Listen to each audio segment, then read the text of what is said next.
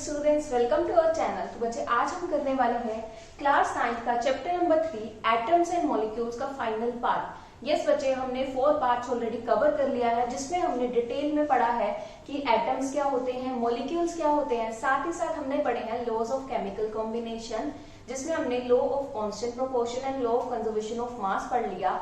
उसके बाद बच्चे हमने पढ़ा था कि कैसे हम केमिकल कंपाउंड्स को बना सकते हैं, क्या उनकी वैलेंसी होती है, क्या उनकी एटॉमिसिटी होती है। इन सबको हमने बहुत डिटेल में पढ़ लिया। बच्चे, ये चैप्टर बहुत इंपॉर्टेंट है आप लोगों के लिए। इसकी सारी वीडियोस को अच्छे से देखिएगा और अपने नोट्स बनाते हुए चलिएगा। अगर आप इस तरीके से पढ़ाई करोगे, साथ में नोट्स बनाओगे, तो आई कैन गारंटी यू इस चैप्टर में से आपका कोई क्वेश्चन छूट नहीं सकता। उसके बाद बच्चे, लास्ट वीडियो में मैंने आपको मोल कंसेप्ट के बारे में बताया था, जो बहुत इंपॉर्टेंट है। साथ ही साथ मैंने आपको कुछ न्यूमेरिकल्स भी करवाए थे रिलेटिंग टू मोल कंसेप्ट। अब आज की वीडियो में हम करने वाली हैं कुछ इंपॉर्टेंट मासेस के बारे में, जिसमें first mass is atomic mass. बच्चे, एटॉमिक मास के बारे में हम पहले भी पढ़ चुके हैं, बट अभी इस वीडियो में मैं आपको थोड़ा सा डिटेल में बताना चाहूंगी, ताकि अगर आपके मन में कोई डाउट होगा तो वो अपने आप ही क्लियर हो जाएगा। तो चलिए डिस्कस करते हैं एटॉमिक मास के बारे में। The atomic mass of the element is numerical number. देखो, एटॉमिक मास क्या है? न्यूमेरिकल नंबर है which indicates how many times an atom of an element is heavier than 1/2 the mass of atom of carbon 12। अब बच्चे ध्यान दीजिए, अब देखो, हमें कुछ ना कुछ भी कैलकुलेट करना हो, चाहे वो मैथ्स हो चाहे वो साइंस हो, हम क्या करते हैं, हम कुछ ना कुछ रेफरेंस लेते हैं। इसीलिए यहाँ पर भी हमने एक रेफरेंस लिया हुआ, दैट इज कार्बन 12। यहाँ पे हमने किसका रेफरेंस लिया है? कार्बन 12। कार्बन 12 मतलब उसका मास होता है 12, ठीक है, उसका मास कैलकुलेट कर लिया, चलो उसका 12 है। अब हमने क्या करा, बाकी जितने भी एलिमेंट्स हैं उसका जो मास है वो उसके रिस्पेक्टिव में कैलकुलेट करेंगे। दैट इज कि कोई भी एटम है, जैसे सपोज कीजिए मैग्नीशियम हो गया, सोडियम हो गया, क्लोरीन हो गया, उसका मास हम कैसे कैलकुलेट करेंगे? जैसे मैग्नीशियम का मास इज 24, मींस कि it is 24 times heavier than 1/12 of the mass of carbon 12। Similarly बच्चे, अगर मैं बात करूं सोडियम की या फिर क्लोरीन की, सोडियम का मास इज 23 एंड क्लोरीन का mass is 35.5। It means sodium का मास 23, इसका मतलब क्या है कि it is 23 times heavier than 1/12 of carbon 12। And similarly 35.5 means कि जो क्लोरीन है वो 35.5 टाइम्स हैवियर है देन द 1/12 ऑफ कार्बन 12। ठीक है, अब बच्चे आपको समझ आ गया होगा कि एटॉमिक मास क्या होता है, कि हमने एक रेफरेंस एलिमेंट माना दैट इज कार्बन 12, उसके रिस्पेक्टिव में हम क्या कैलकुलेट करें, बाकी जितने भी एलिमेंट्स हैं उनका एटॉमिक मास। अब किसी का एटॉमिक मास 12 है, 16 है, 20 है, तो इट मींस कि वो इतना ज्यादा हैवियर है किसके मास से? कार्बन 12 के मास से। ठीक है, आपको समझ आ गया। इसके बाद बच्चे पढ़ते हैं यूनिट, जिसमें हम एटॉमिक मास को कैलकुलेट कर सकते हैं। Then it is calculated in atomic mass unit और U। जो भी आपका एटॉमिक मास होता है किसी भी एलिमेंट का, उसे हम किस यूनिट में कैलकुलेट करते हैं? AMU, that is atomic mass unit या फिर U। अब यहाँ पे लिखा है कार्बन 12 का, तो 12 is equal to 12U, 35.5U, 24U, 23U। हम जब भी एटॉमिक मास लिखते हैं हम कैसे लिखते हैं? In terms of atomic mass unit और U। इसके बाद बच्चे नेक्स्ट आता है ग्राम एटॉमिक मास और ग्राम एटॉमिक वेट। अब देखो, नाम से ही हमें क्या पता चल रहा है? नाम से ही हमें पता चल रहा है कि जब हम इस एटॉमिक मास को ग्राम्स में लिखेंगे तो उसको ही हम बोलेंगे ग्राम एटॉमिक मास या फिर ग्राम एटॉमिक वेट। तो पढ़ते हैं, the atomic mass of an element expressed in grams is called as its gram atomic mass और ग्राम एटॉमिक वेट। ठीक है, अगर मैंने लिखा 12 ग्राम, 24 ग्राम, 23 ग्राम, वो क्या हो गया? उसका ग्राम एटॉमिक मास या फिर ग्राम एटॉमिक वेट। और अगर मैंने लिखा 12U, 24U, 23U, तो वो क्या हो गया? उसका एटॉमिक मास या फिर एटॉमिक वेट। ठीक है, उसके बाद बच्चे हम बात करेंगे मॉलिक्यूलर मास की। मॉलिक्यूलर मास के बारे में बच्चे आप ऑलरेडी पढ़ चुके हो, एक बार रिवीजन करते हैं। Molecular mass is the sum of atomic masses of all the atoms present in a molecule। Suppose कीजिए आप वाटर मॉलिक्यूल की बात कर लीजिए, अमोनिया मॉलिक्यूल की या फिर CO2 की, जितने भी एटम्स प्रेजेंट है, जब हम उसके एटॉमिक मासेस को ऐड करते हैं तो हम क्या निकालते हैं? उसका मॉलिक्यूलर मास। अब बच्चे एग्जांपल लेते हैं वाटर की। वाटर में देखिए दो एटम्स हैं हाइड्रोजन के, वन एटम इज ऑक्सीजन। तो आप कैसे इसका मोलिकुलर मास कैलकुलेट कर सकते हो? आप ऐड करोगे 2 + 16 = 18U, it is the molecular mass of water. Similarly अगर CO2 का कैलकुलेट करना है, आप क्या करोगे? कार्बन का एटॉमिक मास इज 12, ऑक्सीजन का 16, दो ऑक्सीजन के एटम में मीन्स 32, तो इसका एटॉमिक मास आता है 44U। अब ध्यान दीजिएगा जो मोलिकुलर मास हमने कैलकुलेट करा है वो एटॉमिक मास की एडिशन से ही कैलकुलेट करा है। इट मीन्स जो मोलिकुलर मास है उसकी यूनिट भी क्या हुई? U या फिर AMU। ठीक है, अब आपको समझ आ गया होगा अच्छे से एटॉमिक मास क्या होता है, ग्राम एटॉमिक मास क्या होता है एंड मोलिकुलर मास क्या होता है। अब बच्चे इसके बाद मैंने आपको बताया था एटम्स होते हैं, मोलिक्यूल्स होते हैं और एक और चीज होती है दैट इज आयंस। इसके बाद हम देखेंगे कि आयंस के मासेस को हम कैसे कैलकुलेट करते हैं, तो आप इसको भी नोट कर लीजिए। तो डिस्कस करते हैं कि कैसे कैलकुलेट कर सकते हैं हम total mass of ionic compounds. बच्चे अभी तक हमने एटम्स का मास कैलकुलेट करना देख लिया, मॉलिक्यूल्स का देख लिया, अब हम बात करेंगे आयनिक कंपाउंड्स की। तो जहां पे आयनिक कंपाउंड्स होते हैं बच्चे वहां पे क्या मास होता है? That is formula unit mass. वहां पे मास का नेम होता है फॉर्मूला यूनिट मास। कैसे कैलकुलेट होता है देख लीजिए। It is equal to sum of atomic masses of all the atoms in a formula unit. देखिए जैसे ये एक आयनिक कंपाउंड है, इसे मैं एक फॉर्मूला यूनिट भी बोल सकती हूँ बच्चे। अगर मैंने इसका मास कैलकुलेट करना है, इस फॉर्मूला यूनिट का मास कैलकुलेट करना है, तो मैं कैसे कैलकुलेट करूंगी?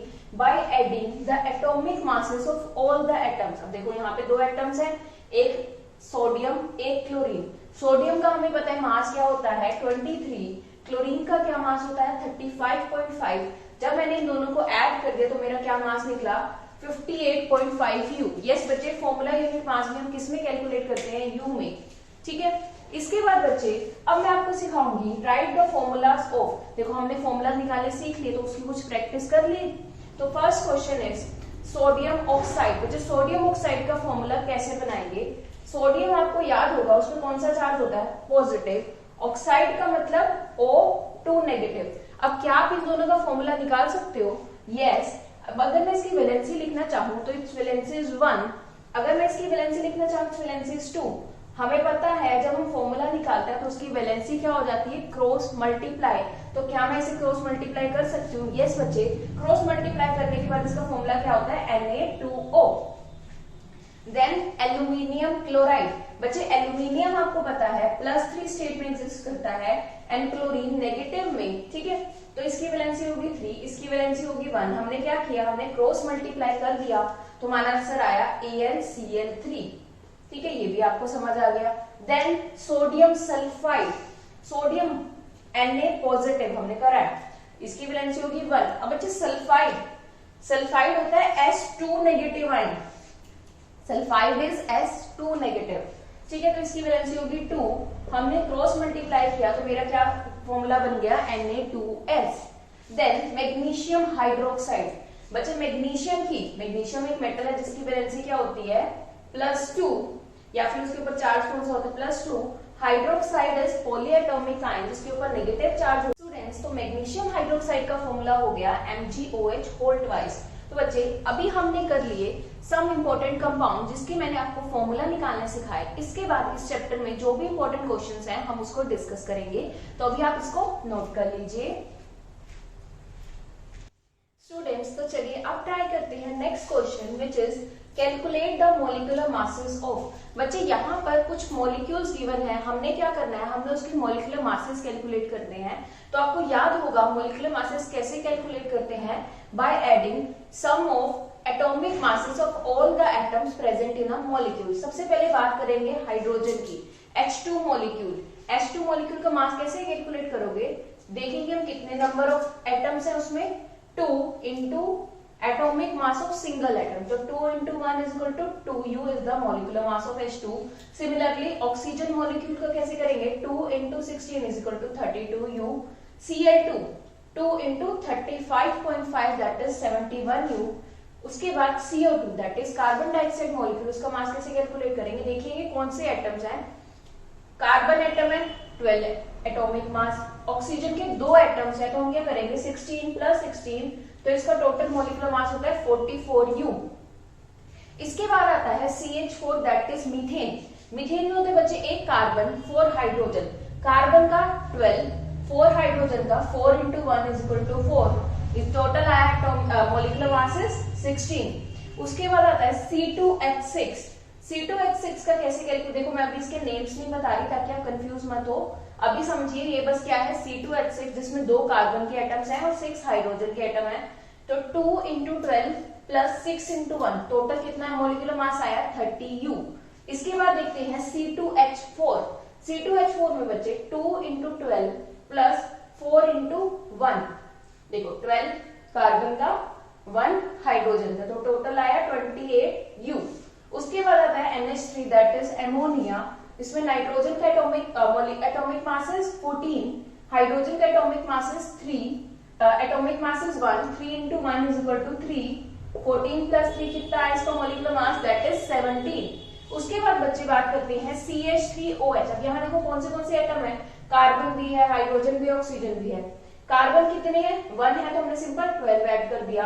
हाइड्रोजन कितने 3 प्लस 1 4, तो मैंने क्या किया 4 इंटू 1 प्लस ऑक्सीजन कितना है 1 है तो मैंने क्या ऐड कर दिया 16। तो यहाँ पे मेरा मोलिकुलर मास क्या आ गया 32U। तो बच्चे ये था मेथड कैलकुलेट करने का मोलिकुलर मासेस। ये मैंने आपको अच्छे से प्रैक्टिस करवा दी है, जितने भी आपके इजी मॉलिक्यूल्स आपको आ सकते हैं उन सबकी मैंने प्रैक्टिस करवा दी है। इसको अपनी नोटबुक में लिख लीजिए स्टूडेंट्स। तो चलिए स्टार्ट करते हैं इस चैप्टर का एक बहुत important question that is right the names of compound represented by the following formula. बच्चे यहाँ पर क्या है, यहाँ पर फॉर्मूला गिवन है, हमने क्या करना है, हमने उसका नेम बताना है। अब देखो मैंने आपको एक टेबल करवाया हुआ बच्चे लास्ट वीडियोस में, जिसमें हमने क्या किया था, जितने भी आयन्स थे, चाहे वो पॉलीएटॉमिक आयन हो या केटाइन हो या फिर एनाइन हो, हमने उसके नेम्स लर्न किए थे। तो बच्चे आपको वो वाला टेबल अच्छे से आना चाहिए। अगर आपको वो टेबल अच्छे से आता है तो you can easily write the name of any compound. तो चलिए स्टार्ट करते हैं। First is Al2SO4 whole thrice. बच्चे Al आपको पता होगा कौन सा मेटल होता है, एल्यूमिनियम। तो नेम कैसे स्टार्ट होगा, एल्यूमिनियम। अब ये SO4 क्या था, SO4 बच्चे मैंने आपको पॉलीएटॉमिक आयंस में करवाया था। SO4 2 नेगेटिव एक पॉलीएटॉमिक एनाइन होता है जिसका नाम होता है सल्फेट। तो यहाँ पे क्रॉस मल्टीप्लाई करने से बना Al2SO4 होल थ्राइस और इसका नेम हो गया एल्यूमिनियम सल्फेट। ठीक है, आपको समझ आ गया होगा SO4 किसका होता है, सल्फेट का। उसके बाद बचे second is CaCl2। Ca is calcium, तो नेम के स्टार्टिंग में हो जाएगा क्या, कैल्शियम। Cl नेगेटिव हमें पता है किस चीज का होता है, क्लोराइड का, तो इसका नेम क्या हो गया, कैल्शियम क्लोराइड। उसके बाद नेक्स्ट आता है K2SO4। बच्चे देखो SO4 ऊपर वाला है ना, K इज पोटेशियम। अब K को कंफ्यूज मत करना, K किसके लिए होता है, K इज फॉर पोटेशियम और SO4 2 negative is for sulphate, तो इसका नाम क्या हो गया, पोटेशियम सल्फेट। इसके बाद बच्चे नेक्स्ट आता है KNO3। K is for potassium, NO3 भी बच्चे मैंने आपको पॉलीएटॉमिक आयंस में करवाया था, NO3 negative that is nitrate ion, तो इसका क्या नेम हो गया, पोटेशियम नाइट्रेट। इसके बाद बच्चे नेक्स्ट करते हैं CaCO3। Ca is for calcium, CO3 is CO3 2 negative, हमने पॉलीएटॉमिक आयंस में करा है, दैट इज फॉर कार्बोनेट, तो इसका नाम हो गया कैल्शियम कार्बोनेट। इसके बाद बच्चे नेक्स्ट आता है CaHCO3। अब देखो ध्यान से देखो ये क्या है, CaHCO3।